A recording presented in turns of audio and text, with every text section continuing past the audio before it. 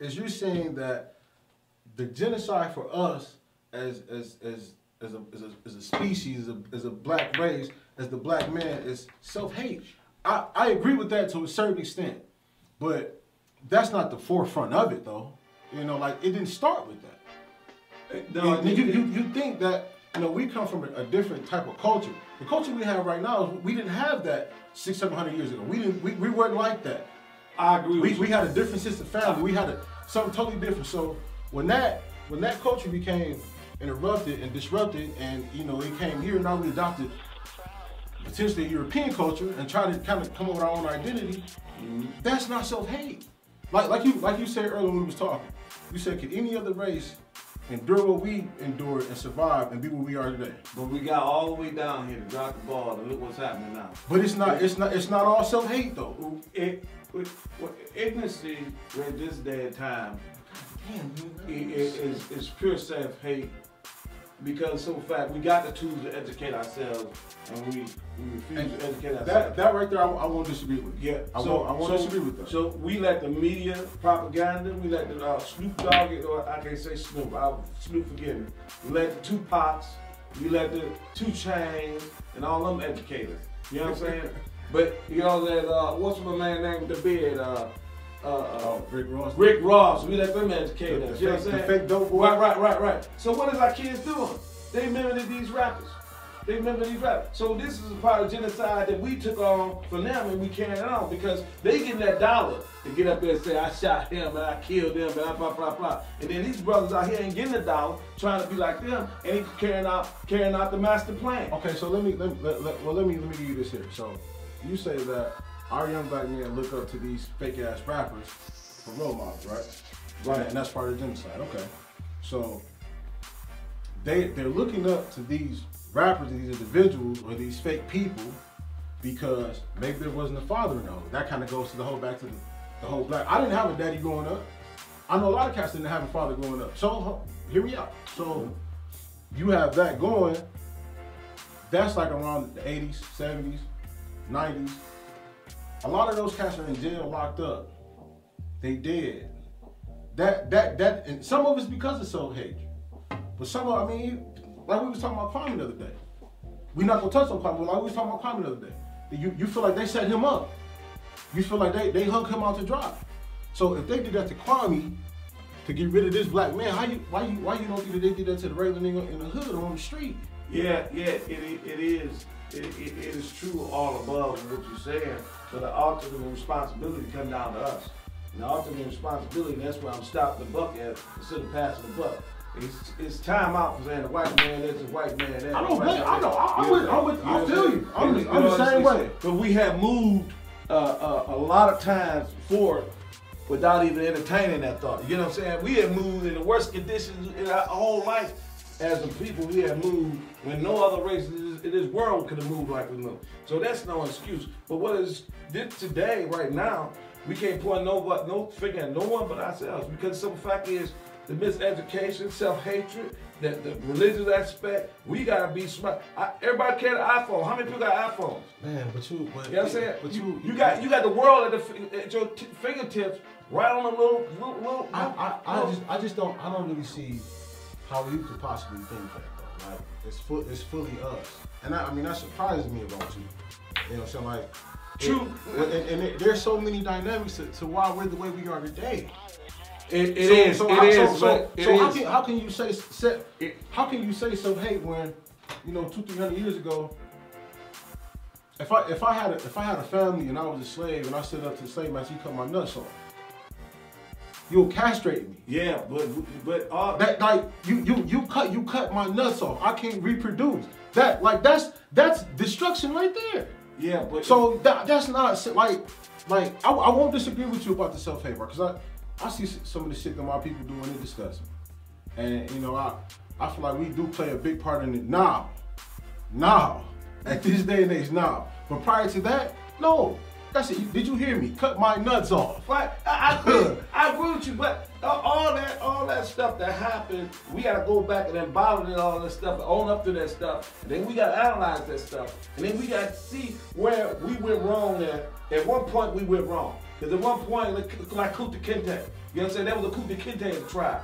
At what point, where did we not listen to him? You know what I'm saying? When did we not listen in that term? You know what I'm saying? Because you're scared of what's going to happen. Exactly. But see, fear has been instilled in you though. Yeah, but all that, it's time out for all that. It's really down. We could go 20 hours and talk about reasons why we are today. But I tell you what, there's no reason why we had the worst state of our condition than we ever been through slavery. We had the worst because we did not commit the crimes amongst ourselves the way we committed crimes now. The dope game, we think we smile on the dope game? That's genocide within itself. Who promoted crack? Who promoted crack? Who brings dope over here? But who was the promoter though? But who brings dope here? But that it's a liquor store on every corner, but everybody ain't drunk. You know what I'm saying? Because some people got common sense not to get drunk. But that cocaine, who was the promoter? You don't remember who was the promoter of cocaine, was you? Richard Pryor glorified it, put it on TV, and they produced it all over the world so they could see how this crack was doing for him, and everybody went out and wanted to try it. He was the ambassador of crack. If he would have came out I can't disagree with you. This is something you should never put your hand on. This is of the devil, and it had a different message about it, instead of glorifying it, then we might have had a different outcome in the 80s. When 80s hit, when the crack hit. So you blaming that on Richard Pryor? That's what I'm saying. Yes, sir.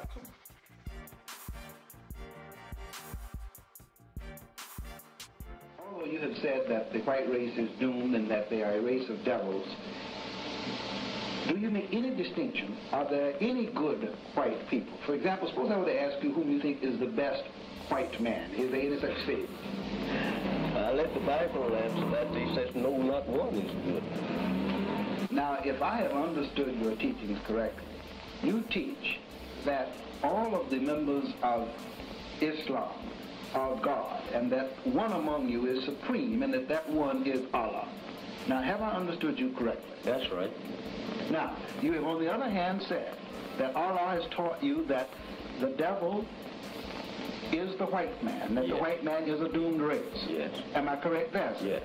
Now you have said, sir, that between now and approximately 1970, there should come a reawakening, a general resurrection of the American Negro. That's right. And that the extended time for the white man may well run out, and that will come and in terms of a war between God and the devil. I swear for God, Elijah Muhammad, and I'm going to tell you this, and I'm going to say this, and I'm going to say it. Elijah Muhammad called the white man the devil for a certain reason. He called the white man the devil because you love the white man more than you love yourself. So he figured if he called that white man the devil, which he is, and he was, then he was saying that you have more love for yourself. But that, see, this is what I'm saying. I hear your argument, but where did that love come from? It originated from somewhere. That's what I'm saying. I'm sorry, man. And trust me, I'm the biggest critic of black men and black women, especially black women. I'm a big critic of black women. I'm a big critic of black men. However, actually, that's a point I want to stop that point right there. Why are you critical of a black woman? That's a conversation for a different day. You hit on one quick point. One quick point. We're gonna hit it quick. The culture within black women has changed drastically. We are the protectors. We are the protectors. We are. So how do we let a woman? We don't own them.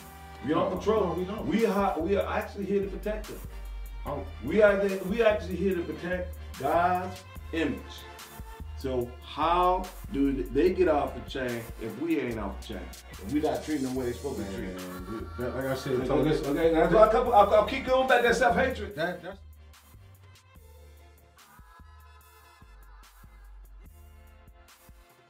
And we who follow the Honorable Elijah Muhammad are taught that the same thing that the white man has done for himself and his kind, if our people could if we could be cured of our slave mentality that was indoctrinated into us during slavery, we would realize that just as the white man can do these things for himself and his kind, we can get together in unity and harmony and do the same thing for ourselves and our kind.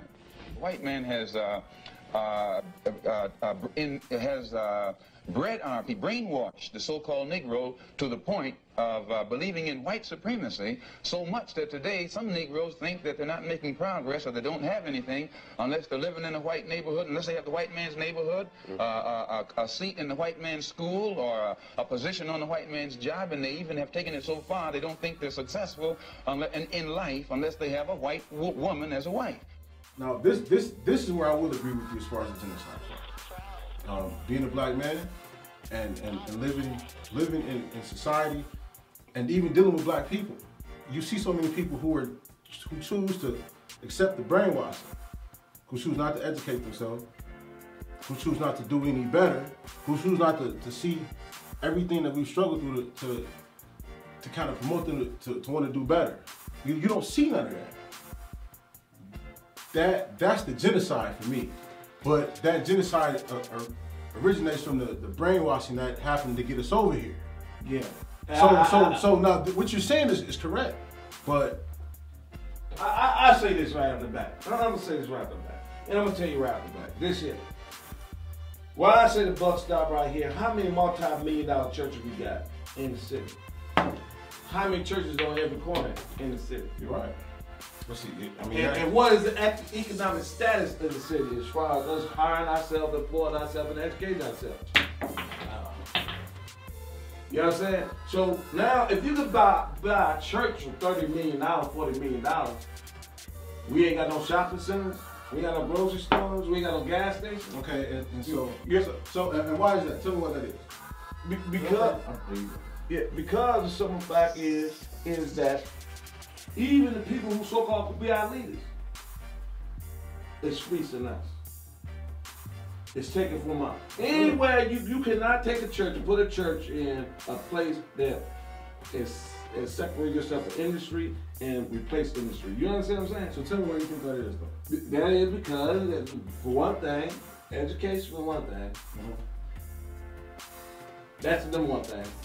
And another thing is I go back to self-hatred and it's genocide within itself. Okay, so, and where do you think that originates from? It originated from, I understand what you're saying, where it originated from. And I can agree with you, where it originated from. But that is not our problem right now, where it originated from. But that, you know what though, that is the problem. When I watch Hidden Colors, they pretty much said that the best way to brainwash somebody is to kind of convince them that this is what God wanted to do. Right. So, hear me out. So, saying that, and that happened 100 years ago. You see that, how it happened 100 years ago to where it took it out in 2013 to where a lot of us still worship white Jesus. That shit worked 400 years ago. It's still working today for religion and everything else that they brainwash us to believe. So, yeah, self-hate is a part of it. Yeah, but that self-hate originated from the initial brainwash. That's been trickled down, just like religion. Exactly. It's been trickled down for generations. So right. when you say it's your actions are reflective of your mentality. Your mentality originates from what you've learned or what you've been taught or what you've grown to see. Education. But that's why I said it's miseducation, because much like I grew up my whole life believing in the white Jesus. Yeah, it was a reason for that. Miseducation. But I got that concept of white Jesus from. There's a reason for that. But who taught me about that? Exactly. But that's what I'm saying. That's all I'm saying. Yeah, you right with the self-hate, but that's a result from years of brainwashing. Right, but in the same token, what I'm saying now is that there came a point in time when I talk about Black Wall Street I talk about that. I always tell young brothers read and learn about Black Wall Street, how the pride was, how they went to school, and how we were the better educated people when we was educating ourselves than we are right now. We gotta go back, and I'm telling you, go back and research that, and then study from that, and then go back to where we started at. When we was making strides, we gotta go back and study that. Now I'm gonna say something. But why you think we don't? The reason why we don't, because like people like us, we talking about it, and in most cases they've been about it. You know what I'm saying? And get a drink from me. Yeah. So the thing is, we talking about it and ain't been about it. You got Cornell West, you got all of them, you know what I'm saying? You got everybody telling A, B, and C, this and that and other. But we ain't got a solid plan. Cornell West want to blame Obama for A, B, and C. You know what I'm saying? Obama ain't did this, Obama ain't did this. Because we're always going to lean on one person. Malcolm X ain't did this, Malcolm ain't doing this. Because they talked about that Malcolm X, they ain't going to do nothing but take care of themselves. You know what I'm saying? I want to agree. I want to disagree with that. I want to disagree with that. Hey, in Detroit, we got Doogie gonna save us because he's another Jesus. See, he white man, he gonna come and save us. Okay, let's talk about that then. So you want to talk about what everybody think Douglas gonna save us? Right. Why you think that though? So now, and I'm about to use your point on you. It's self-hate. Why? Because niggas in Detroit, black people in Detroit, black men, black women in Detroit, everyone hates Kwame now. What? Because then what? Your propaganda told you to hate him. But Dugan them gonna come in. Let me explain something to you. Mercy Benjamin. But it's brainwashing though. This is what I'm saying to you. But it's gonna take people like us in these conversations to take it to the forefront and take it to the mind of people. Because there are some people who want to listen to the truth. You know what I'm saying? There's some people, I don't care what you say, they gonna believe the truth. Some, but most people are content living in their box. Most people are content living in the white Jesus. But like I say, if Tupac can get young kids walking around with their ass hanging out, I'm gonna be damned if we can't find a couple brothers that believe that we're going in the wrong direction. But you know how black people are. Well, you know, you know how black people are. When we see ignorance, we want to go jump into it and watch. We see people fighting, we want to gravitate to it. We see people talking like this, we want to walk away. But we want to walk away. That's why this whole concept of a genocide of them trying to take us off many years ago, it's working. It's working. It has worked and it is working, but we realize that we can put our finger on that. Now we can take it and disturb their plan. But the thing is, we ain't got a plan of our own. If we had a plan of our own, we wouldn't have to worry about that type of situation. See, the thing is, we can't keep on, you understand, we can use the history of our journey here in the United States and America. We can use the history of it to help us more so than hurt us. But by us ignoring it and not entertaining it, then it's hurting us more. Because what we do, we walk around ignoring it. You know what? Nigga get a good job, nigga don't care about nothing but paying bills and driving his Mercedes-Benz and BMW. So, you know what I'm saying? You know what I'm saying? But see that comes back to that whole self-hate thing, right? Exactly. Right. So because so to counter that, what there's a cause and an effect. The effect on us is self-hate. What was the cause? Yeah, the cause, we understand the cause. But see, so I don't understand how you can sit here and say that we're the cause for taking ourselves out though. Wholeheartedly. Like that's the first point you made. The first point. Like now you talk about Cornel West on Barack Obama. Like you hard on us like Cornel West on Barack Obama is. Which I understand why, because you expect a lot from us. Right. But here we don't we've been taught something else though. We are the ultimate blame. White Jesus. Okay, I'm gonna tell you this right out the back. You wanna go spiritual, I go spiritual on you. And the Bible says, you shoot or myself? Yeah, your shot. The Bible says that theirs who knows is gonna suffer the most. You know what I'm saying? So we at the point that we should be able to know some of these things that we know, and we suffer the most. And if you look at our community, we suffer the most. You know what I'm saying? And a lot of people say, you know, blacks this, black that. You know what I'm saying? It's some blacks that get there. You know what I'm saying? Because my whole neighborhood is down there black. You know what I'm saying? They cut their grass for the most part. They keep their houses up for the most part. So there's no excuse right now to say, okay, our conditions just it depends on, or it's the reason why, because of what we done been through. No, because, I'm not saying that. Well, I'm not saying that. What I'm saying is, our mentality is a reflection of what we've been through. Because it is. Because the things that we know and we think and how we think, it was taught to us at some point in time. Exactly. So now that we speaking on that, right? But as a race, we haven't decided to gather that information to alter those teachings. we just have not had a round table discussion, just like we have now. Which is, See, you messed up, man. We have not sit down and analyze our situation and draw up on a chalkboard and say, here's the problem, now here's the solution. We cannot keep on talking about the problem, because the problem is not going to get us anywhere right now. What we got to do is sit down and find out the solution. And our solution is, first of all, we're going to keep that religion right on out of our lives. And why I say about religion is only about your opinion, what you think you read yesterday. I could agree with you. You know what I'm saying? Yeah. God is something totally different. We don't keep God in our life, period. Yeah. I could agree with something. We need to keep that out. So religion itself, we need to just get rid of that, because what it is all it is fake and false for the most part. Some of it. All of it. I don't know. All of it. I mean, I can't really comment on that. But I will say this though, along with the religion that we were taught and other things that we were taught, and damn, how you do that? And just like to believe that, I grew up believing in the white Santa Claus, and I grew up believing in the white Jesus. Genocide. Right, but black people didn't teach black people initially that there was a white Jesus. See, we keep talking about the problem, but we need to focus on the solution. But you blaming us for the because problem. we are the solution. We are the solution. I can't. We got the power in our hands. I can't disagree with you. We spend billions and billions of dollars on foolishness. Let me tell you something. True religious jeans, when I first seen them, they really. I got a brother jeans on.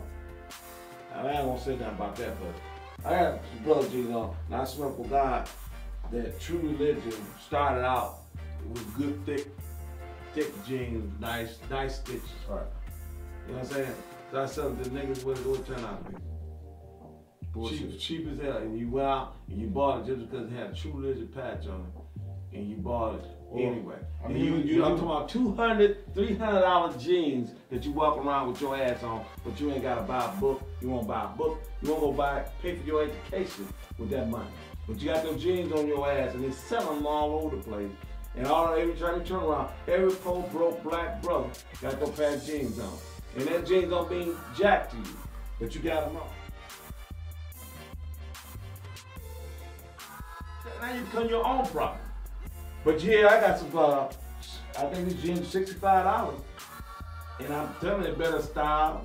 You know what I'm saying? I don't like I ain't got no belt on, but I don't like the way they make these sissy pants with your ass out and something else out at the same time. You know what I'm saying? Man, I'm so glad you brought that up. You know what I'm saying? Right, so let's touch on that right there. The sissy pants. We talking about, the topic is the destruction of the genocide of the black man, right? Right. So you watch TV, you see all this gay shit, all this homosexuality. Exactly. All this, I've seen men twerking. Exactly. I've seen a lot of things that society portrays to be acceptable.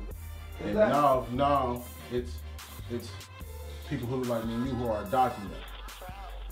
That's destruction right there. Because now, hear me out. Now what you're saying is, hey, you black men who grew up with a dick who should like women with fat asses, put on some tight jeans and go twerk, shake your ass, and fuck men.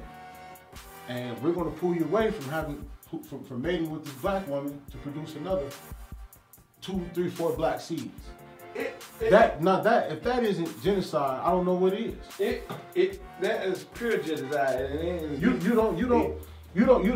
don't see as much glorified, like you don't see women glorified for being lesbians as often as you do men.